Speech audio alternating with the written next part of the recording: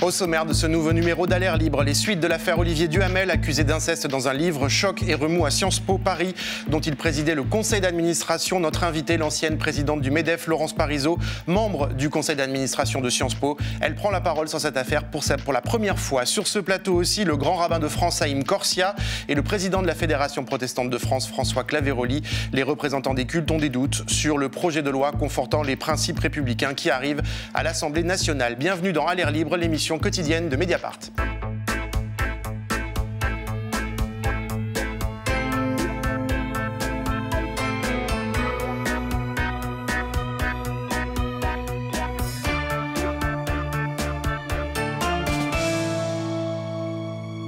Bonjour à toutes et à tous, vous en avez forcément entendu parler, surtout si vous nous regardez ou vous nous lisez, dans ce livre que je montre ici, La Familia Grande, paru aux éditions du Seuil il y a une semaine. L'autrice Camille Kouchner raconte un inceste dont a été victime son frère jumeau. Elle en accuse son beau-père, Olivier Duhamel. Olivier Duhamel, c'est une figure de l'élite française, un politologue spécialiste de la Constitution, ancien eurodéputé socialiste, chroniqueur sur Europe 1 et LCI, et qui était, jusqu'à la parution de ce livre, président du siècle, un club très sélect de l'élite économique et intellectuelle française. Et cette affaire, eh bien, elle percute de plein fouet Sciences Po Paris, la pépinière des dirigeants, des présidents et des ministres, car Olivier Duhamel était aussi, jusqu'il y a peu, président de la Fédération nationale des sciences politiques, la maison mère de Sciences Po. Depuis ces révélations, Olivier Duhamel a démissionné de tous ses mandats, de toutes ses chroniques et émissions de télé. Et depuis, la question se pose, a-t-il bénéficié d'une forme d'omerta, de déni ou d'entre-soi dans les cercles qu'il fréquentait? Pour discuter avec nous aujourd'hui de tout ça, Laurence Parisot, bonjour. Bonjour. Vous êtes ancienne présidente de l'Institut de sondage IFOP, vous avez présidé le MEDEF, le patronat français jusqu'en 2013. Vous n'aviez pas pris la parole jusqu'ici sur cette affaire. Vous êtes directement intéressé d'une certaine façon parce que vous êtes membre du conseil d'administration de Sciences Po Paris. Vous y avez côtoyé dans ce conseil Olivier Duhamel, évidemment, un conseil où siègent de nombreuses personnalités, beaucoup d'hommes d'ailleurs, comme par exemple le président d'honneur de BNP Paribas Michel Pebro, l'ex-patron de Renault Louis Schweitzer ou l'ancien secrétaire général du gouvernement Marc Guillaume, un ami d'Olivier Duhamel. Olivier Duhamel, que vous avez aussi fréquenté, je crois, au sein du siècle, dont vous êtes également membre. Laurence Parisot, est-ce que vous saviez? Oh non. Ah non. C'est d'une violence inouïe de découvrir une telle abomination. Mais cette violence n'est certainement rien comparée à ce qu'ont vécu les enfants d'Evelyne Pizier et Bernard Kouchner.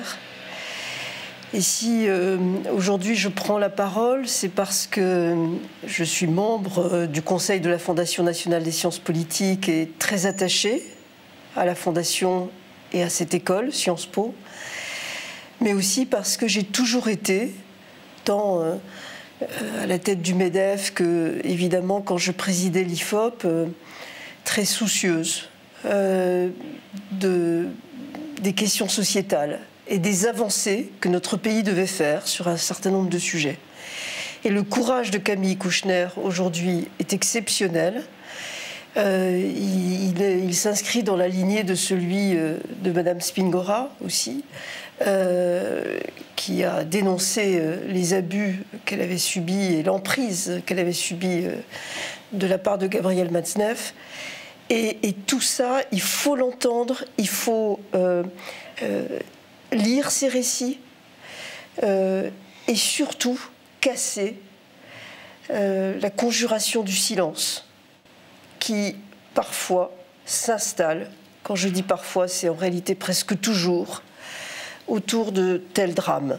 Est-ce que cette conjuration du silence, elle s'est installée aussi à Sciences Po? C'est-à-dire, est-ce qu'il y avait des gens qui, à votre avis, savaient, dans ce conseil d'administration par exemple, il y avait des amis d'Olivier Duhamel, savaient d'une façon ou d'une autre, avaient entendu des choses et finalement n'ont pas réagi, n'ont pas donné les alertes nécessaires? Par définition, je ne sais pas. Mais je pense que si certains savaient, leur silence est inadmissible. On ne peut pas cautionner qu'à la tête d'une institution supérieur de cette importance, de cette qualité. Enfin, ce serait une association modeste dans un petit village du fin fond de notre pays, ce serait pareil. On ne peut pas cautionner que des personnes puissent bénéficier de telles positions et qu'il y ait des formes de complicité par le silence qui s'installe. Et si des personnes savaient, ce n'est pas acceptable. Alors on va revenir sur Sciences Po. Sitôt le livre sorti, vous avez posté un message sur Twitter. L'inceste, avez-vous dit, devrait être un crime imprescriptible, point. Ce n'est pas le cas aujourd'hui, et c'est ce que réclament d'ailleurs beaucoup de victimes. Il faut comprendre que l'inceste est un crime contre l'humanité de la personne. Donc il faut faire une analogie avec les crimes contre l'humanité, qui, eux, sont imprescriptibles. Parce que les dégâts commis par l'inceste sont irréparables, durent toute la vie. Et il y a une autre raison que les psychologues, je ne suis pas une experte de cette question. Muriel Salmona ici. Exactement, Muriel Salmona notamment explique très bien, et il y a longtemps le professeur Akami l'avait fait aussi, qu'il faut tellement de temps pour que la parole se libère, qu'il faut laisser parfois des décennies avant que la victime ose dénoncer son agresseur. Donc pour cette raison-là aussi, il faut rendre effectivement ce crime imprescriptible.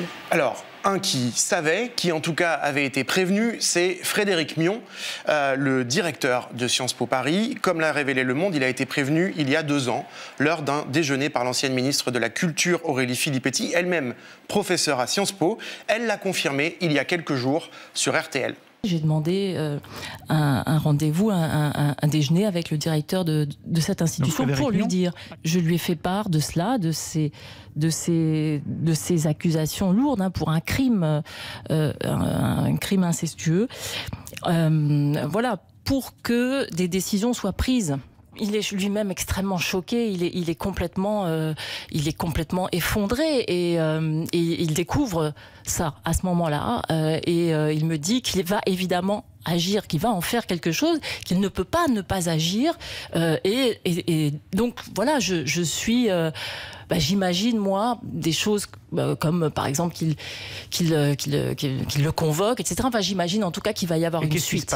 Qu'est-ce qu'il y a comme suite derrière? En tout cas, rien jusqu'à effectivement cette semaine. Rien. Laurence Parisot, Aurélie Filippetti le dit, elle a prévenu Frédéric Mion. Il est choqué à ce moment-là. Pourtant, après, il n'y a pas eu de confrontation avec Olivier Duhamel, ni d'enquête interne en bonne et due forme. Est-ce que c'est normal ? Je crois d'abord qu'il faut reconnaître que Frédéric Mion, quand il est averti par Aurélie Filippetti, fait quelque chose. Il va voir un avocat qui a la réputation d'être proche d'Olivier Duhamel. Exactement. Et celui-ci lui dit non. Avec un argument qui peut arrêter beaucoup de gens, qui consiste à dire comment peut-on imaginer qu'Evelyne Pizier ait pu laisser faire une chose pareille. Est-ce qu'il fallait s'en tenir là ?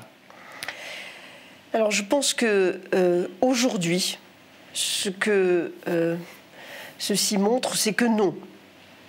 Mais je pense qu'il faut comprendre que Frédéric Mion ne puisse pas aller beaucoup plus loin à cette époque-là. Et moi, ce qui me frappe, c'est que entre aujourd'hui et même il y a 2 ou 3 ans, le climat, l'opinion publique, la façon dont vous tous, les médias, vous en parlez, a changé. Aujourd'hui, ce n'est plus acceptable. Aujourd'hui, on donne la parole aux victimes et plus que ça, on les croit. Il y a 2 ou 3 ans, c'était même pas encore le cas. Quand les victimes parlaient... Donc il n'a pas cru ce qui avait été dit à ce moment-là ? Je pense. C'est à lui qu'il faut poser la question. Non, je pense qu'il faut entendre ce qui s'est passé et se demander comment des institutions comme Sciences Po, mais plein d'autres, publiques ou privées, peuvent se prémunir de catastrophes de ce type. Est-ce qu'il doit démissionner ? Non, je ne crois pas, parce qu'il ne faut pas confondre l'histoire d'Olivier Duhamel et l'histoire de Frédéric Mion. Nous ne sommes pas du tout dans la même catégorie de faute. D'un côté, on a un crime, de l'autre, on est loin de cela. C'est quoi? C'est une faute? C'est une maladresse? C'est comment vous... Maladresse, on dit des membres du conseil d'administration. C'est une erreur, mais je pense qu'on a tous un droit à l'erreur. Et c'est une erreur qu'il a essayé de corriger au plus vite. Par ailleurs, on ne peut pas juger le bilan de Frédéric Mion uniquement là-dessus. Il y a beaucoup de choses qui sont tout à fait importantes et auxquelles il a formidablement contribué à Sciences Po. Et encore une fois, moi, je ne veux pas mélanger la gravité des actes commis par Olivier Duhamel, le silence qui s'est installé et peut-être la complicité dans le silence autour de lui, pour tous ceux qui savaient, et l'état de sidération dans lequel s'est retrouvé Frédéric Mion face à cette découverte improbable. Y compris des gens qui, au conseil d'administration de Sciences Po, le fréquentaient tous les jours, probablement. Est-ce que vous avez fait ce travail au sein du conseil d'administration, de savoir si, en conscience, les uns et les autres savaient pas, savaient un peu? Je pense que c'est un travail qui mériterait d'être fait. Le Conseil ne s'est pas encore réuni. Il va le faire très, très rapidement. Vous savez qu'un président par intérim va être nommé. Je pense que ça fera partie de la mission du président par intérim. Vous allez demander que les uns et les autres s'expriment, savoir s'ils savaient, ils ne savaient pas, ils savaient de loin? Je ne peux pas vous dire ce qui va être décidé, mais je pense qu'il faut en parler. Alors, en tout cas, des étudiants, eux, considèrent que Frédéric Mion doit démissionner avec une grande unanimité, puisque 7 des 8 organisations syndicales des étudiants de Sciences Po, de toute orientation politique, d'ailleurs, lui demandent de le faire. La semaine dernière, certains ont manifesté devant les locaux de Sciences Po. Vous voyez leur pancarte, hashtag démission, Mion démission, Sciences Po protège les agresseurs. Avec Yumni Kezouf, nous avons rencontré Thomas Lecor. Il est le représentant du syndicat UNEF au conseil d'administration. À Sciences Po, nous dit-il, Olivier Duhamel était un personnage très puissant. Olivier Duhamel, il était clairement, sur le plan politique, j'entends, pas sur le plan des affaires, mais au moins sur le plan politique, largement protégé par une garde rapprochée, notamment au conseil d'administration de la FNSP. Il intervient à Sciences Po depuis une trentaine d'années, il est extrêmement présent, il fait la rentrée solennelle. Donc c'est vrai qu'on avait cette impression de quelqu'un qui avait un pouvoir symbolique. Au quotidien, c'est pas lui qui prenait les décisions. Au quotidien, vous ne pouviez pas il ne donnait pas de cours. Mais pour les grandes conférences, pour les grands rendez-vous, c'était toujours lui. Et c'est vrai qu'il avait, on le sentait bien au conseil, ce sentiment quelque part d'immunité, en tout cas d'être au sommet de sa carrière et de n'avoir de compte à rendre à personne. Vendredi dernier, Thomas Lecor a rencontré Frédéric Mion pour lui demander des comptes. Il nous raconte ce rendez-vous. On était 4 représentants étudiants face à lui à la fin de la semaine dernière. Et c'est vrai qu'il a commencé à nous faire un monologue sur les erreurs qu'il avait commises et notamment sur le déroulé des faits très précis depuis 2019. Et c'est vrai qu'on s'attendait, dans ce moment un peu solennel, à une démission. Après, il ne l'a pas fait en expliquant, c'était un argument très simple, de dire que quitter le navire, je le cite, quitter le navire, ce serait trop simple, ce serait la facilité. Et son devoir, justement, même s'il a commis des erreurs, c'est de tenir le navire pour pas que Sciences Po ne sombre encore plus dans la crise. Autrement, Frédéric Mion, s'il ne démissionne pas, c'est pour protéger l'institution. De quoi mettre en colère Delia Nedelkou. Elle est membre du collectif féministe Garce de Sciences Po qui défend les victimes de harcèlement et de violences sexuelles. Comme beaucoup d'étudiants depuis les révélations du livre, elle a refait le film et il y a un événement très précis qu'elle n'a pas du tout digéré. Elle a invité Olivier Duhamel à la leçon inaugurale de cette année en le présentant en tant que bon ami et en prononçant une phrase qui pour moi reste glaçante: vous êtes entre des bons mains. En cause, la leçon inaugurale de Sciences Po du 9 septembre dernier dispensée par Olivier Duhamel. C'est une tradition, le grand oral du début de l'année. Ce jour-là, Olivier Duhamel était en majesté et Frédéric Mion l'a présenté en des termes effectivement très sympathiques. Il a été particulièrement marquant pour des générations d'étudiants de première année. Vous l'aurez compris, chers étudiants, vous êtes cet après-midi entre de très bonnes mains, celle du président de la Fondation nationale des sciences politiques, du professeur Olivier Duhamel, celle de quelqu'un que je m'honore à considérer comme un maître, mais surtout comme un ami. Alors pour Delia, la confiance est rompue. Du coup, il y a un manque de confiance par rapport à l'administration suite à ces faits. mais aussi un sentiment d'insécurité parce que le collectif dont moi je fais partie, GARS, a reçu énormément des témoignages des étudiants qui se sentent plus en sécurité au sein de l'école. Et finalement, je veux dire, ce n'est pas une compétence annexe, la protection de la communauté étudiante. Ça fait bien, elle est au cœur de fonction d'un directeur ou d'une directrice d'une telle école. En étudiant ma Grèce et je veux faire part de mon histoire à l'administration, comment va-t-elle enquêter? Est-ce qu'elle va me croire déjà? Ça, je ne le sais plus. On manque de moyens pour agir concrètement. Et il y a une manque d'information sur la procédure, elle est trop lourde et elle a plutôt tendance à décourager les victimes à Sciences Po d'en parler. À part les newsletters, à part les vidéos, au-delà de cette communication, les engagements institutionnels restent à prouver. Et pour certains étudiants, cette affaire résonne très intimement, très douloureusement. C'est le cas de Julie. Elle fait partie de ceux qui ont lancé l'appel à la démission. Nous l'avons rencontrée il y a quelques jours. Écoutez. Moi, en fait, j'ai subi des agressions incestuelles de mes 6 à mes 12 ans que j'ai oublié. Voilà. C'est revenu sous forme de rêve quand j'avais 17 ans. Et il y a 1 mois, tout pile, j'ai décidé d'en parler à mes parents, en fait, et de briser l'omerta familiale. Donc, ça a été extrêmement dur. J'ai passé de très mauvaises fêtes de fin d'année. Et je pensais enfin avoir trouvé ma stabilité émotionnelle, mentale, etc.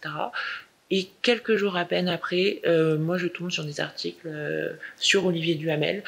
J'étais complètement horrifiée, stupéfiée, et je me suis dit non, pas encore, parce qu'en fait c'est quelque chose que je prends assez personnellement, et la gestion de Frédéric Mion, pour moi en fait, me convainc qu'il y a un réel tabou autour de l'inceste dans la société française. C'est pour ça que moi j'ai décidé de réagir assez rapidement. Lorsqu'on est président et directeur d'une école comme Sciences Po, où il y a 13 000 étudiants, où il confie la leçon inaugurale quand même à M. Duhamel, où il y avait des personnes mineures, des élèves mineurs dans la salle, moi oui ça m'interroge, et c'est vrai que je comprends que M. Mion ait cru bien faire en ne confrontant pas la victime, par exemple.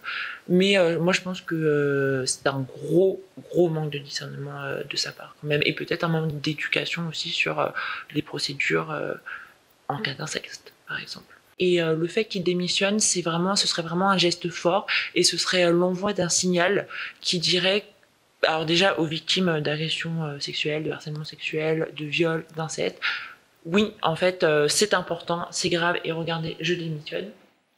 Laurence Parisot, ces étudiants qui réclament la démission de Frédéric Mion, ils n'entendent pas trop vos arguments. Ils disent qu'il faut qu'il y ait des responsabilités, il faut qu'il y ait des conséquences. Oui, elles ont en partie raison. Je suis très touchée par le dernier témoignage, notamment. Et il faut que cette institution Sciences Po, qui a toujours eu vocation d'être à la pointe de la science politique, de la sociologie, mesure qu'elle doit mieux comprendre à quel point ces abominations, malheureusement, font partie, dans des proportions totalement inadmissibles, de la société. Et je pense que vous avez eu là le témoignage d'une personne, d'une étudiante. Je suis malheureusement quasi certaine que sur toute la population étudiante de Sciences Po, il y en a beaucoup qui ont connu des agressions sexuelles dans leur famille.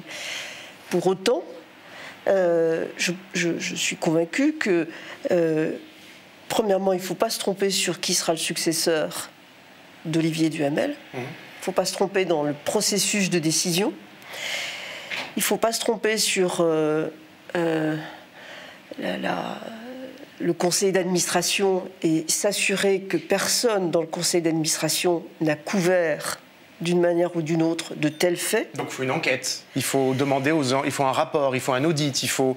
Parce que la tentation, vous voyez, dans cette affaire, c'est qu'on voit bien dans les articles de presse, la tentation c'est de dire, voilà, c'est pas grave, on passe à autre chose, oui, faisons des mesures supplémentaires, etc., mais pas d'acter des responsabilités sur ce qui a pu se passer. Moi, en tout cas, j'acte, je ne sais pas si j'acte, mais j'appelle à une responsabilité. Je l'ai dit d'ailleurs dans une réunion informelle entre différents administrateurs, j'ai dit que moi-même, je me sentais responsable. Je n'étais absolument pas au courant, j'avais jamais rien entendu, j'étais pas proche d'Olivier Duhamel, mais je me dis, que peut-être que j'aurais dû plaider, c'est ce que je demande aujourd'hui, pour des outils dans la gouvernance qui permettent d'éviter ça. Comme quoi, en 2 mots? Des déclarations sur l'honneur, des chartes éthiques qui font que chaque administrateur s'engage. C'est des choses qui manquent dans la gouvernance du conseil d'administration.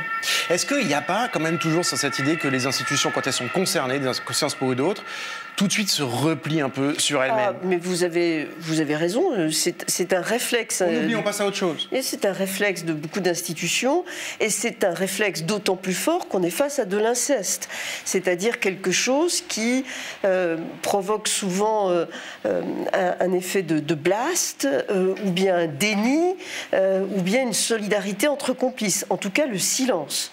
Donc c'est bien pour ça que je prends la parole. Dans des milieux par exemple très masculins comme la direction de Sciences Po. Par exemple, et quand je prends la parole, je n'ai pas les réponses à toutes les questions. Je veux simplement montrer qu'on peut être au conseil d'administration de Sciences Po et ne pas s'enfermer dans le silence ou dans le déni. Alors, on va écouter ensemble, si vous voulez bien, Ariane Chemin, elle est journaliste au Monde, elle a enquêté sur cette affaire. Écoutons ce qu'elle a à dire. Les rumeurs, on en entend tous les jours, on les vérifie et 3 fois sur 4, elles sont fausses. Ouais. Donc il faut faire très attention. Il faut aussi éviter ce genre de procès. Voilà, personne n'a rien dit, tout le monde savait. Bon. Mais il y avait effectivement beaucoup de gens qui avaient entendu l'affaire arriver à leurs oreilles, et c'est ce que vous racontiez tout à l'heure. C'est-à-dire que ce qui est intéressant dans cette histoire, c'est qu'on a une omerta familiale, et elle se double ici d'une omerta sociale immense, parce que le pouvoir d'Olivier Duhamel était très étendu. C'est un homme d'influence qui a un réseau, et d'une certaine manière, on le voit régner sur ce banquet de la maison de Sanary dans le Var, où tout le monde venait passer ses vacances tout l'été. Mais il régnait aussi, par exemple, à Sciences Po. C'est lui qui rythmait les rentrées avec sa conférence inaugurale. Donc il était le roi partout. Une omerta sociale immense, nous dit Ariane Chemin. Est-ce que cette histoire, qui, on est d'accord, est une histoire d'inceste avec les mécanismes habituels de l'inceste, et donc en cela complètement universelle, c'est pas aussi une histoire d'entre-soi? Si, il y a une dimension comme cela, mais c'est un entre-soi qui s'est constitué parce que nous avons affaire dans ce dossier à quelqu'un qui, comme ça vient d'être dit par Ariane Chemin, qui était très puissant, et même s'il y a des personnes qui étaient au courant, ils étaient aussi fascinés par cette puissance. Et c'est comme ça que se crée cet entre-soi.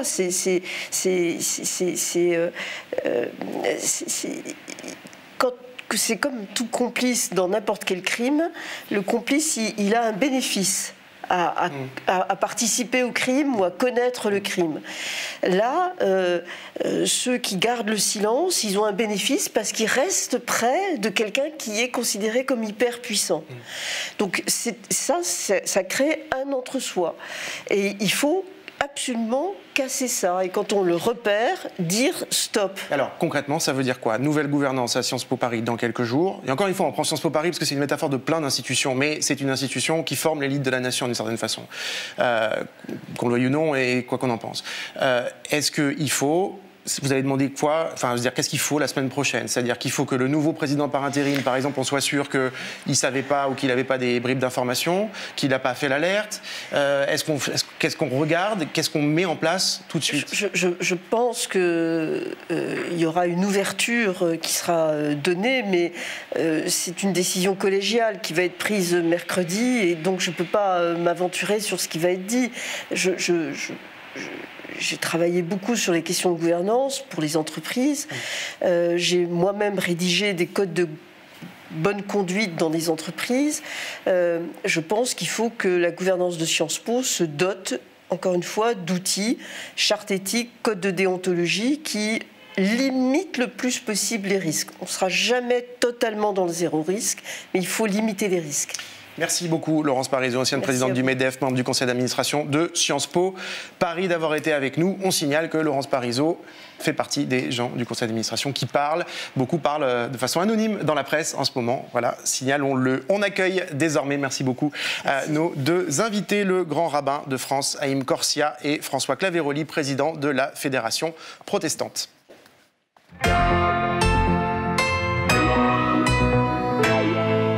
Bonjour messieurs, installez-vous. Bonjour. Bonjour. La loi confortant les principes de la République souhaitée par Emmanuel Macron après l'attentat terroriste qui a visé l'enseignant Samuel Paty arrive à l'Assemblée nationale la semaine prochaine. C'est la fameuse loi séparatisme qui a été rebaptisée autrement. Mais déjà, des auditions ont lieu au Parlement pour une loi qui balaie très large. On y va, la lutte contre la polygamie, l'interdiction des certificats de virginité, le renforcement de la neutralité du service public étendu aux sous-traitants du service public, un nouveau délit de mise en danger de la vie d'autrui par diffusion d'informations relatives à la vie privée, familiale ou professionnelle, le renforcement du dispositif de protection de consentement des futurs époux, en gros contre les mariages forcés, la scolarisation obligatoire des 3 ans, etc., etc. Mais aussi, et c'est là que ça nous intéresse, des mesures fiscales et de contrôle des donations aux associations cultuelles. Alors vous deux, Haïm Corsia, grand rabbin de France, et François Claveroli, président de la Fédération protestante, vous avez été entendus par la commission spéciale de l'Assemblée nationale qui fait des auditions en ce moment avec d'autres représentants du culte. Et vous avez été assez sévère dans ces auditions. Alors, a priori, on pourrait se dire, dans l'esprit du gouvernement, cette loi qui a été au départ, qui a même eu comme titre la loi contre le séparatisme islamique, vise plutôt à encadrer des associations culturelles se revendiquant de l'islam. Pour autant, vous constatez quand même un certain nombre d'effets de bord. D'abord, sur cette loi, dans ses intentions, est-ce qu'elle vous paraît justifiée ? Certains, vous le savez, jugent que cette loi, c'est aussi une façon de stigmatiser une communauté en particulier, les musulmans là-dessus. Non. Moi, je pense qu'il faut faire cette loi. Quand vous dites que vous avez été sévère, nous sommes deux différents, parce que nous sommes deux citoyens. Et notre appréciation est parfois différente. Et les questions légitimes que posait le pasteur sur cette loi, que posaient d'autres cultes, mais le pasteur les a synthétisées avec son talent des mots, je ne le partage pas tout à fait, non pas parce que je ne suis pas d'accord, mais parce que j'ai confiance dans la volonté de l'État de lutter contre ce que le président a parfaitement identifié pour la première fois, l'islamisme radical qui amène au terrorisme. Et donc, dans la mesure où on a eu quand même des prêtres égorgés, des policiers, des citoyens assassinés, un professeur décapité, il y a un moment où il faut juste qu'on dise comment on est arrivé là. Et on ne peut pas dire il ne faut rien faire de plus. Là, vous avez raison, et là, moi, je donne raison au pasteur, et c'est le mot que moi, j'ai employé. Attention à ce qu'il n'y ait pas de dégâts collatéraux sur les cultes qui ont montré non seulement leur parfaite insertion dans la République, mais leur revendication de plus de République. On va y revenir, mais François Claveroli, juste sur l'opportunité de cette loi. Alors, cette loi fait partie du dispositif qui s'ajoute à d'autres dispositifs pour la lutte contre l'islamisme radical ou l'extrémisme se réclamant de l'islam. Et sur le projet, évidemment, nous sommes d'accord pour qu'il y ait des dispositions supplémentaires. Nous l'avons déjà dit d'ailleurs au moment de la consultation avant la présentation de la loi au Conseil des ministres. La question qui nous est posée n'est pas tellement celle-là, en vérité. Nous pensons bien qu'il faut lutter contre cet extrémisme. La question, c'est de savoir quelle est la cible visée. Ce n'est pas seulement avec un projet de loi qu'on va arrêter l'extrémisme se réclamant de l'islam. C'est avec tout un ensemble de vigilance, d'action et de prise de conscience de la société française. Et là, je crois qu'on est assez d'accord avec les autres confessions, et en particulier le judaïsme. Notre question, elle est la suivante. Comment se fait-il que ce projet de loi, justement, vise particulièrement les associations 1905 qui, ne sont pas utilisés par les musulmans, aucun. Et qui, ne sont utilisés que par les protestants et les juifs aujourd'hui. Sur les 3 000 ou 4 000 associations culturelles en France, les 3/4 sont protestantes et le reste juifs. Quelques organismes latéraux utilisent cette loi. Mais là, il y a un vrai problème de visée de la loi. Ça, c'est le premier point sur lequel nous sommes très, très vigilants. Et le second point, c'est que les dispositions qui sont proposées sur cette loi 1905 ne la rendent plus du tout attrayante. Or, c'était le deuxième objectif de cette loi. Non pas seulement lutter contre les séparatismes, mais favoriser l'arrivée dans la loi 1905 des communautés musulmanes qui jusqu'à présent sont généralement et presque exclusivement en 1901 ou 1907. Or, le processus législatif contraint tellement le système 1905 qu'il n'est plus du tout attrayant, même et y compris j'allais dire presque pour les protestants et les juifs. Il y a une question qui est posée là sur, au fond, l'esprit de liberté qui ne règne plus suffisamment dans le projet de cette loi. Haïm Corsia, en gros, si on veut résumer, vous me direz si vous êtes d'accord, cette loi, elle renforce la police des cultes d'une certaine façon. Elle demande plus de gages à certaines associations. Non, vous n'êtes pas d'accord avec ça? Non, je pense qu'il faut voir ce que dit le pasteur, et moi, on était d'accord avec le début. C'est-à-dire que, en gros, vous avez des associations qui font du cultuel en étant immatriculées en loi 1901. À un moment, il faut dire, il y a un statut... La loi sur les associations. Oui, et il y a un statut spécial qui est le statut 1905 pour les associations qui font du culte. Donc vous faites du culte, ok, mais vous basculez en 1905. Vous voulez pas, on met des contraintes sur la loi 1901 qui sont exactement les mêmes que celles de 1905. Mais, ce faisant, c'est vrai, par exemple, l'État a exigé qu'il y ait un contrôle des comptes, ce qui est une bonne chose, sauf que ça coûte. Et donc, nos petites associations, je comprends les questions du pasteur, mais moi, la seule différence, c'est que moi, je me dis, au fond, l'État sait parfaitement qu'il faut nous aider et aider l'islam, majoritaire en France, à pouvoir mettre de côté toutes les tentations d'enfermement, de séparatisme. Mais c'est quoi? Il met trop de contrôle par ailleurs? Trop de contrôle, moi ça me gêne pas. Par exemple, l'histoire des fonds étrangers, il ne s'agit pas de les empêcher. Je crois que j'ai entendu le pasteur dire oui, bon, on reçoit de l'argent des États-Unis et du Canada. Très bien. Enfin, c'était pour les évangélistes plutôt. On va pas refaire le cours sur les évangélistes. Je sais qu'il on n'a pas le temps. Non, mais il y a un des pasteurs, du pasteur qui fait du commentaire sur les commentaires, le rachis du pasteur Claveroli. Mais je pense que moi, ça me gêne pas que pour une question de lisibilité, on dise voilà les fonds que nous recevons de l'étranger. Ça permet de savoir qui reçoit quoi. Ça n'empêche pas rien. On a le droit. Mais juste, c'est déclaratif. Maintenant, ce qui est clair, c'est que, et là le pasteur a raison, il faut redonner un intérêt à adhérer au système 1905, de loi 1905. Et donc, par exemple, une de nos vieilles demandes conjointes, cette fois-ci, qui était de dire, dans le culte, faut, finalement, aider les pauvres, est-ce que c'est pas aussi du culte? Ah oui, mais on nous dit c'est du social, vous n'avez pas le droit. On aimerait pouvoir étendre l'objet social, vraiment à tout le sens du terme, des associations loi 1905. On peut prendre un exemple là-dessus. Par exemple, il y a l'article 6 de cette loi, en tout cas dans la numérotation actuelle, qui oblige les associations recevant des subventions publiques à signer, je cite, un contrat d'engagement républicain qui subordonne, je ne dis pas que qui subordonne l'accès aux subventions et à la sauvegarde de l'ordre public. Il y a certaines organisations cultuelles qui disent, ça veut dire quoi, sauvegarde de l'ordre public? Par exemple, ceux qui travaillent avec les migrants disent, est-ce qu'on va pouvoir, si un jour le pouvoir, c'est déjà un peu le cas d'ailleurs, considère que c'est pas de l'ordre public d'aider les migrants, ça peut faire qu'on ne peut plus faire notre tâche. Est-ce là-dessus, par exemple? Oui, alors là-dessus, parlons là-dessus. Là, on est sur la 1901, sur l'association 1901. Là, il y a deux problèmes. Le texte de la loi parle de contrat. Il n'y a pas de contrat, parce que dans un contrat, il y a deux contractants. Or, là, c'est un engagement des associations 1901 à la sauvegarde... de subventions. Non. Donc il y a un donnant-donnant. On vous donne de l'argent de l'État. On ne signe pas un contrat, c'est ça que vous voulez dire? Il n'y a pas un contrat signé. Là, c'est moi, ça me dérange la liberté. Vous avez des divergences. La liberté d'association est une liberté fondamentale en France. Alors que l'État veuille demander aux associations la signature d'un engagement républicain, ça oui. Mais il n'y a pas de contrat là.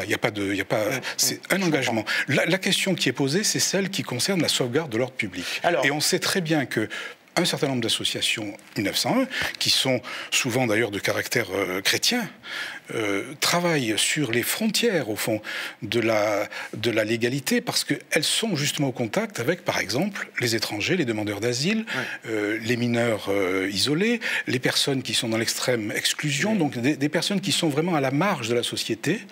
Et si, au nom de ce travail sur les frontières, l'engagement républicain est mis en cause par l'administration, alors effectivement c'est la liberté d'association qui est en jeu. Alors juste là-dessus, et après j'ai une question pour vous deux. Oui, c'est là qu'on diverge un peu. C'est que moi je sais, parce que nous le savons tous deux, que l'État connaît ce travail incroyable des associations. Par exemple, l'ANAFE, la CIMAD, l'État les aide à aider les migrants dans les CRA. Ce que l'État n'accepte pas, et je le comprends. L'État interdit aussi à des associations qui travaillent avec les migrants de travailler auprès d'eux à Calais, à Grande-Synthe. Non, pas du tout. Il ne leur interdit pas. Il leur interdit simplement de faciliter le passage. Quand quelqu'un, sous prétexte d'aider des migrants, va les chercher à l'étranger et les ramène en France, là, il y a quelque chose. C'est un peu, ça devient un passeur. C'est pas un aidant. Il n'y a jamais eu, et le Conseil d'État l'a réaffirmé parce que quelqu'un posait la question, ce qu'on a appelé de manière tragique pour tous deux, ce délit de fraternité. Ça n'existe pas, on peut aider quiconque parce que c'est la vocation de la France au niveau international. On dit faire là-dessus, on a fait beaucoup d'émissions sur le délit de fraternité et certains comme Cédric Héroux l'ont payé assez cher. Non, pardon, Cédric Héroux qui a osé traiter un préfet de la République de nazi. Il lui a dit vous étiez comme... Non. Il lui a dit vous étiez comme avec les trains. Et moi je trouve que cette insulte d'un préfet, c'est-à-dire l'insulte contre moi, est indigne. Oui. Et puis par ailleurs les points Godwin, c'est pas toujours la meilleure solution. Mais François Claveroli, juste petite dernière question. Vous avez dit à notre collaboratrice Lou Sira de Mediapart, avec ce projet, on est en train de passer d'une laïcité de principe et de droit à une laïcité de combat et d'idéologie. Alors je ne sais pas si Haïm Corsia est d'accord, mais juste là-dessus, en 2 mots l'un et l'autre, et puis on conclut. Oui, on peut dire que depuis quelques années, effectivement, la laïcité n'est plus comprise comme ce qu'elle est, c'est-à-dire un principe politique et juridique, mais comme une valeur. Et une valeur, on peut la faire aller dans le sens qui convient à ses propres avis.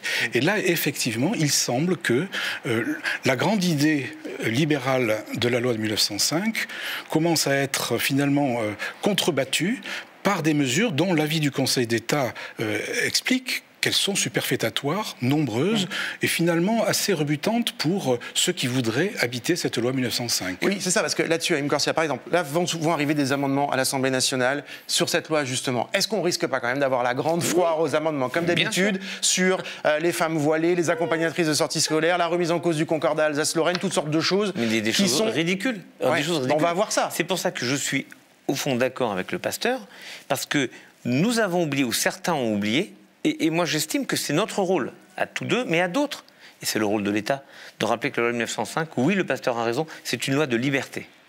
Et vous avez raison, on aura l'amendement le plus ridicule. Exemple, on va dire, par exemple, ceux qui ont moins de 15 ans, il ne faut pas qu'ils aient de signes religieux dans l'espace public. Comme si, jusqu'à 15 ans, on était complètement incapable de savoir ce qu'on veut. Mais est-ce qu'on a besoin d'avoir ce genre de discussion-là qui va remettre... On n'a pas besoin. On n'a pas besoin, mais à un moment, il faut donner une loi. Je concède, parce que vous avez parfaitement raison, là, les lois sont trop lourdes, pas toujours très bien écrites, et il n'y a pas besoin de 10 000 mots et de 40 articles pour dire une chose simple, il faut refuser cette vision séparée, je dirais même segmentée de la société. Nous sommes une communauté, c'est la communauté nationale. Oui, je pense qu'effectivement, pour le mot de la fin, je pense qu'effectivement cette dérive progressive de la compréhension de la laïcité vers, au fond, le désir d'une neutralisation religieuse de la société, c'est quelque chose d'inquiétant, parce que c'est quelque chose qui est vécu dans notre pays, en France, qui n'est pas vécu du tout de la même manière chez nos voisins, des grandes démocraties, l'Allemagne, l'Angleterre, la Suisse, la Hollande, la Belgique, etc. Et donc il y a un regard porté sur ce qui se passe en France qui doit nous alerter sur cette tentation de neutralisation religieuse de la société. Et rappelons que la loi de 1905 protège la liberté de croire et de ne pas croire. Voilà. Merci à vous deux, grand rabbin de France Haïm Corsia et François Claveroli, président de la Fédération protestante. Vous restez avec moi, on regarde le 24 heures. Si vous n'avez pas lu Mediapart depuis 24 heures, voici de bonnes raisons de vous abonner, les articles de la rédaction. Alors que c'est ouvert lundi un One Planet Summit consacré à la biodiversité, Jade Lingard s'intéresse à la promotion des techniques de financiarisation de la nature qui menacent les droits des peuples autochtones selon les ONG et les chercheurs. Lénaïque Bredou, elle, s'est entretenue avec la chercheuse Léonore Lequen qui a étudié l'affaire Guardo, médiatisée dans les années 2000, dans laquelle un père adoptif a violé sa fille pendant près de 30 ans. L'entourage était au courant depuis longtemps, mais sans jamais saisir la justice. Un écho, à peu près toujours le même écho, aux révélations qui visent aujourd'hui Olivier Duhamel. Enfin, Antoine Pecker nous parle de l'Ouganda. Le président Museveni, à la tête du pays depuis 34 ans, a modifié la constitution pour se représenter à l'élection du 14 janvier, mais il a un adversaire de poids, un chanteur, icône de la jeunesse, Bobi Wine. Voilà, à l'air libre, c'est fini pour aujourd'hui. Merci à Lou Sira qui nous a aidés à préparer cette émission. À demain, portez-vous bien.